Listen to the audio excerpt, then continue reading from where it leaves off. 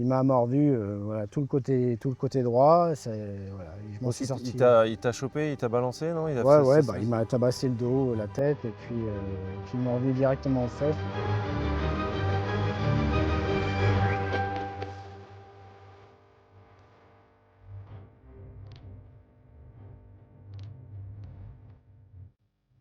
Ça, c'est un Saguenay.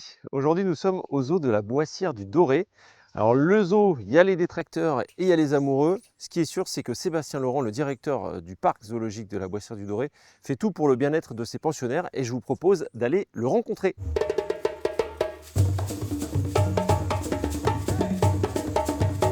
Bonjour Sébastien. Salut Johan. Merci de m'accueillir au zoo de la Boissière du Doré. Avec plaisir. Donc là, on est devant une petite partie de l'enclos des rhinos, c'est ça? C'est ça, on est dans on va dire ici c'est la grande partie hivernale des rhinos. Donc, pour l'instant on est en acclimatation du bébé rhino sur la grande plaine rhino qui fait 5 hectares. Donc il y a le bébé et sa maman là? C'est ça, Badaillé il s'appelle, avec sa maman Soigny. Soigny. Ouais. Et Badaillé c'est le 4e bébé de Soigny chez nous et il est né en fin d'année dernière. Toi, tu es aussi un peu comme le bébé rhino, tu es né ici quasiment, non? C'est ce qu'on peut dire presque? Presque, on a ouvert le parc, j'avais 12 ans. J'ai grandi avec les animaux puisque déjà à la maison, tout petit, on avait poules, chiens, chats, lapins, ânes et tout ce qui s'ensuit. Nous, on vit à l'entrée du parc. On est vraiment, je suis à 40 mètres de mon bureau. D'être sur place, ça permet d'être non seulement efficace assez rapidement, et en tout cas, voilà, il y a toujours une présence qui est là, H24 sur le parc. Donc toi, très vite, quand même, tu t'es retrouvé à gérer le zoo. Tu as perdu tes parents assez tôt, finalement. Comment ça s'est passé un petit peu tout ça, là, la transition? Bah, je me suis associé avec ma mère en 2003, pardon. Et puis ma mère est décédée en 2008. Et en fait, en 2008, je me suis retrouvé un peu tout seul à la tête de l'établissement. Et puis voilà, on l'a fait évoluer. La passion était là aussi pour moi. Et bien sûr, maintenant, on est vraiment très très axé sur le bien-être animal. Et puis Ouais. sur les conditions de vie des animaux, sur l'efficacité, l'importance des zoos aujourd'hui. Parce que même si on sait que c'était un métier qui a été beaucoup critiqué par le passé, et qu'il l'est encore d'ailleurs. Mais aujourd'hui, quand on voit des enclos comme ça, je pense que c'est difficile de critiquer. Alors ça aussi, ça fait partie de ce qui s'est beaucoup développé ces dernières années. Là, on est sur des lodges face à la plaine des rhinos. C'est ça. Parce qu'aujourd'hui, les parcs zoologiques, c'est des destinations, quoi. On n'y passe plus une seule journée, on y passe un week-end.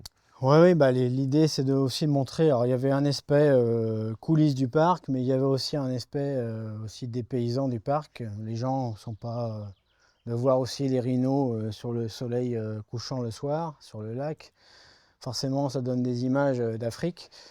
Et aujourd'hui, le but c'était vraiment de dépayser les gens, de leur offrir une expérience un peu incroyable et unique. Et il y a autre chose aussi que tu as développé et puis qui est devenu aussi un peu une référence dans les zoos, c'est le système des enclos mixtes. C'est-à-dire que là, il n'y a pas une espèce en fait. Tu en as quoi, 5? Là, il y a 5 espèces ensemble. C'est vraiment un tableau qu'on pourrait retrouver exactement pareil dans la nature. Et l'idée, encore une fois, c'était vraiment que la vie des animaux soit interactive. Les zèbres vivent avec les gnous, ça on le sait bien, mais chez nous, ils vivent aussi avec les gnous. Et tous les animaux sont vraiment entre eux. On voit qu'il n'y a pas de stress, et puis et justement, les animaux sont même, in fine, sont plutôt rassurés d'être tous ensemble. Et aujourd'hui, c'est vraiment des scènes qu'on pourrait retrouver en Afrique.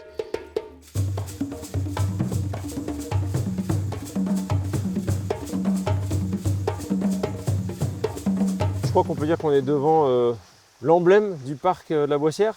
Ouais, c'est ça, c'est les premiers grands singes, les orang-outans, qui sont arrivés en 89 au parc. Donc il y a une grande histoire évidemment au parc pour les orang-outans. On a eu la chance en plus en 90 d'avoir la première femelle née en France, Flora. Et puis après, voilà, de nombreux petits. Les 2 derniers ont 3 ans maintenant et on a vraiment eu la chance d'avoir beaucoup de petits qui sont nés chez nous. Et puis encore plus chanceux d'avoir, à l'époque, maintenant il n'est plus là, parce qu'il est mort à 50 ans passés. Mais c'était Major, le plus vieux mâle orang-outan reproducteur du monde. Et puis il était très sympa, donc on pouvait forcément, c'était un animal extraordinaire. Ça a fait beaucoup de une de presse à chaque anniversaire de Major. Tu lui donnais son gâteau à la cuillère. Ouais, C'est rare, c'est presque unique. Enfin, que toi, tu pouvais l'approcher. ouais, c'est ça. J'étais le seul au monde à rentrer avec un mâle orang-outan. Un mâle qui faisait 140 kilos, forcément, ça peut faire peur. 7 On fois sait- plus puissant On que sait nous. que ça a 7-8 fois Ouais. plus fort que nous. Donc forcément, ça impressionne un peu. Mais il était d'une gentillesse incroyable. À chaque fois qu'on faisait les gâteaux d'anniversaire, il avait ce qui est très rare chez les animaux, il avait de la patience. Parce que quand on a un gros fraisier devant nous, on n'aura qu'une idée, c'est de prendre le fraisier et partir avec. En plus, fallait allumer les bougies au briquet, le faire souffler. Alors, des fois, il fallait le faire souffler 3-4 fois de suite avant d'avoir la première cuillère. Donc, ouais. Mais il avait de la patience et c'est Et, hyper rare. et comment ça s'est fait? Comment tu as pu l'approcher À l'époque, au tout départ, on avait des trappes qui étaient verticales et il dormait avec des sacs en toile de jute tous les soirs. Il faisait son nid avec ça. Puis un jour, le sac en toile était resté. Il empêchait le moulinet de descendre jusqu'en bas. Et puis voilà, la trappe est restée ouverte de 10 cm. Je suis allé vite faire pousser la trappe, le sac. Et j'ai vu que Major n'avait strictement rien à faire de moi. Et puis voilà, de soir en soir, c'est arrivé la même chose. J'ai laissé la trappe un peu plus ouverte. J'ai tendu en même temps un peu à manger pour voir s'il venait. Et en fait, il prenait dans ma main, mais il prenait vraiment le plus gentiment possible. Jusqu'au jour où j'ai laissé la trappe ouverte et puis j'ai donné comme ça.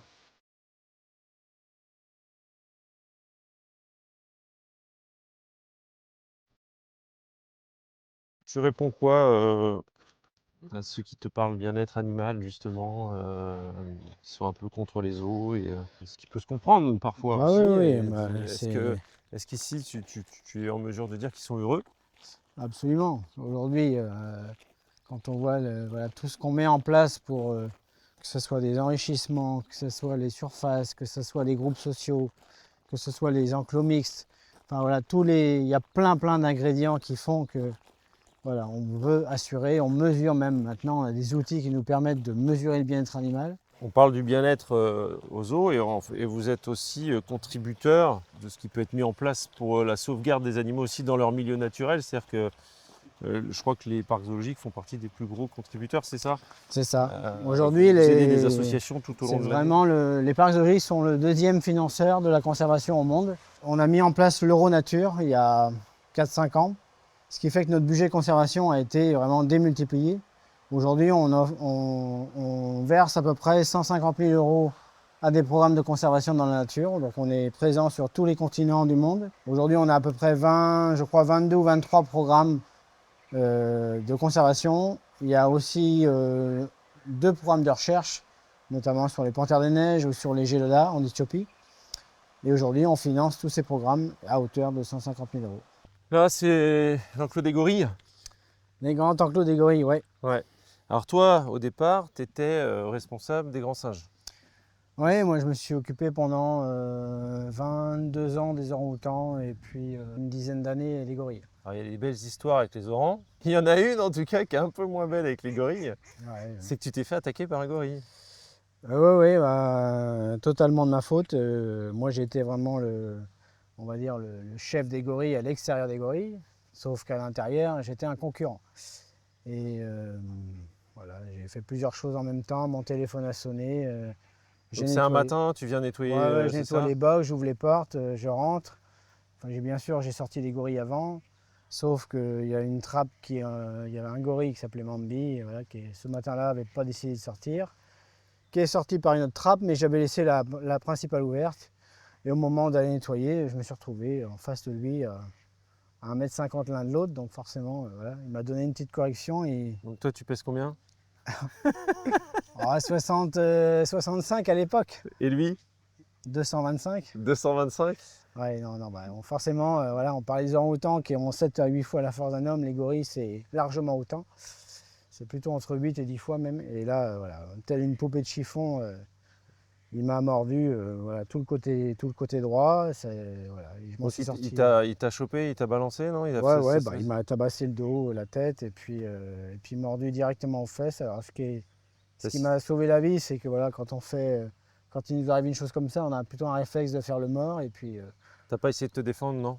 non, une fois, mais j'ai donné un coup de coude, mais il m'a fait une grosse morsure dans le coude. Donc, non, une fois qu'il a compris que j'avais mal son, il est parti. Donc, ça a duré 30 secondes, mais à 30 secondes quand même assez intense. Ouais, parce que vous avez des cuisines à côté pour les gorilles, donc Voilà. il est parti. Il Il est savait qu'il y avait à parti, manger. voilà, il est parti dans la cuisine, il s'est installé à manger dans son cajot, tout allait bien. Moi, je me suis relevé, j'ai pris mon Toki qui était tombé dans la bataille, et puis forcément, j'ai appelé un peu d'aide. Et tu t'es mis dans l'eau, je crois, c'est ça? Ouais, c'est ça. Je suis sorti. Les gorilles, enfin les singes n'aiment pas l'eau. Ouais, je suis sorti par l'eau. Enfin, mes collègues sont venus me chercher, ils m'ont installé sur une table au restaurant, et là, on a vu l'ampleur des dégâts, et c'était moche. Tu pensais même que tu avais perdu, non? Ouais, je pensais que j'avais perdu mon bras. À l'époque, j'avais un pull en laine, et en passant dans l'eau, voilà, il y avait de l'eau rouge qui sortait.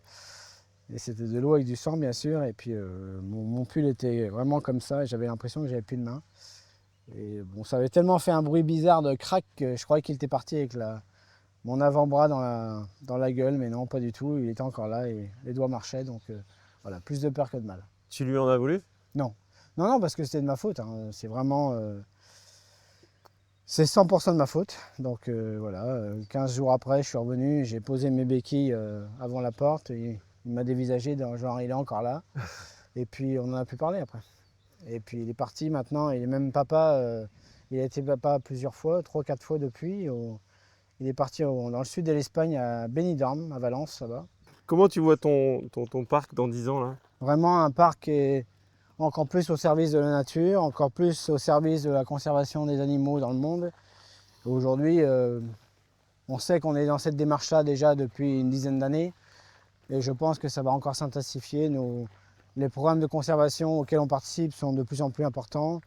Il y a de plus en plus de bons résultats. Les choses aussi sont de plus en plus au point. Les équipes sur le terrain sont souvent moins démunies qu'elles pouvaient l'être il y a 10-20 ans quand on commençait la conservation.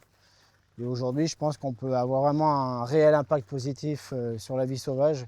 Et c'est vraiment ce qui nous anime.